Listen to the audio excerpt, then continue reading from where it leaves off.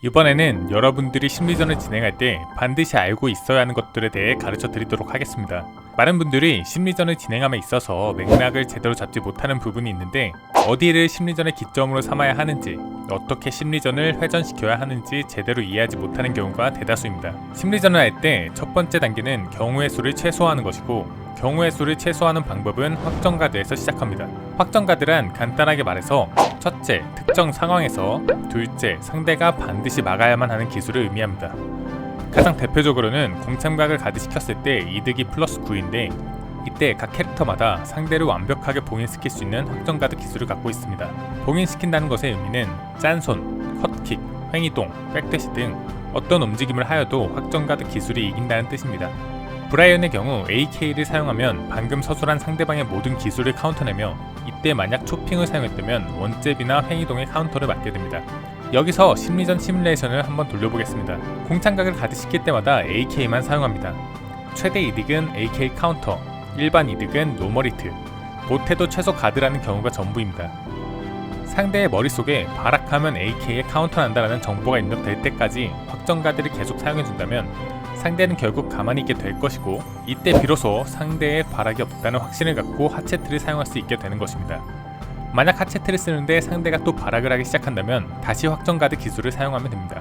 상대가 어떤 기술을 사용하든 이 두 개만 사용하면 모든 상황이 커버가 되고, 이런 것을 확정가드로 활용한 심리회전이라고 부릅니다.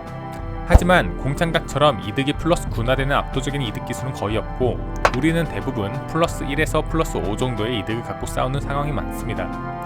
참고로 플러스 1에서 플러스 5의 이득 상황을 적당한 이득이라고 부를 테니 그렇게 이해해 주시면 됩니다. 자, 적당한 이득 상황에서는 앞서 언급했던 공창각처럼 모든 것을 무시하는 절대적인 확정가드는 없습니다. 그리고 철권의 모든 심리전은 절대적인 확정가드보다 대부분 조건부 확정가드를 사용하면서 싸우게 됩니다. 예를 들어서 로우의 악마발의 경우 히트했을 때 이득이 플러스 4입니다. 상대방이 어떤 기술을 사용하든 오리발이 확정가드가 됩니다.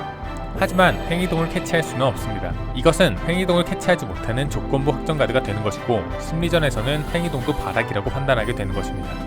로우의 악마발도 사실 필드 공방치고는 확정가드 상황이 굉장히 좋은 편에 속하기 때문에 심리회전이 좀 쉬운 편에 속하고, 현실적으로 심리회전이 어렵고 대다수 철권 유저분들이 가장 많이 접하게 되는 케이스로 한 번 더 설명해 드리겠습니다. 리의 악마발의 경우 히트시 이득이 플러스 2로 상당히 애매해서 로우처럼 기술 하나가 상중 하단의 발악을 모두 커버하는 확정가드 기술은 없습니다.